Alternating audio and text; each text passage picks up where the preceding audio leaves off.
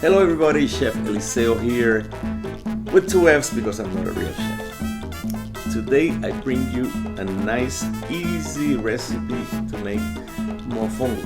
Mofongo is not an African guy's name. Mofongo is a meal from Puerto Rico and it's made with plantains. It did come from Africa. It was a dish that the slaves brought to the Caribbean when, back in 400 years ago. They used to mash the plantain, cook it and then mash it and make like a little paste to mix with some kind of meat, So there are different variations in Dominican Republic. They have a variation that is boiled and it's called mango. And in Cuba there's another variation that I don't know how they call it, fufu maybe. I think fufu is the African name, but I think in Cuba they call it fufu also. I'm not sure. If there's anybody that want to comment, please, we're here to learn, we're here to share. So the first thing you're gonna do is go to your Latino market and get the greenest plantain that you can get, because if you take it ripe, it's gonna be too sweet, and this is not meant to be sweet. It's more like salty and with garlic. So that's another ingredient: salt, garlic, olive oil, a little bit of chicken broth to make it stick together, because you're gonna serve it like in a little bowl. And the way we want to do this is fried. So you need a pan with some maybe deep fry. So, and also a pilón, which is a mortar made in Puerto Rico.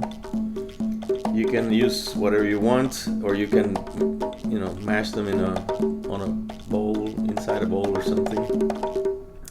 Be creative there. So the ingredients for this dish will be 1 plantain or 2, 1 yucca root or 2, depending on how big they are. It's about the same. You do half and half. We're gonna use some garlic. We're gonna use some olive oil. We're gonna use some chicken broth to mix it together and make it like a little ball. We're gonna use some salt and pepper if you like, or any other thing that you like. Any other you can add, because it's just for taste. So this is up to you.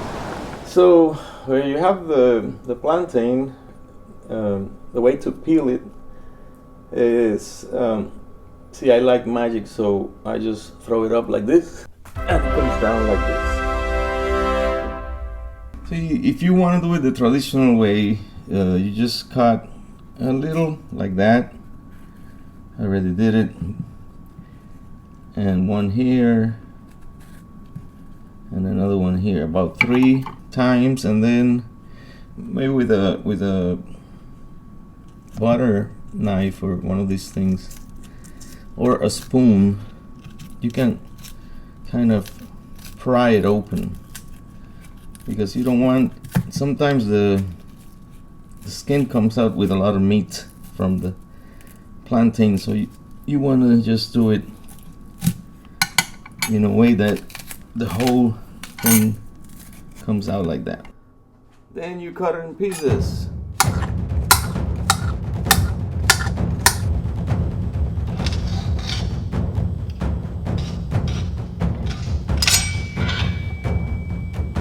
Take a hot pan, put a little bit of oil, enough so that you can deep fry this.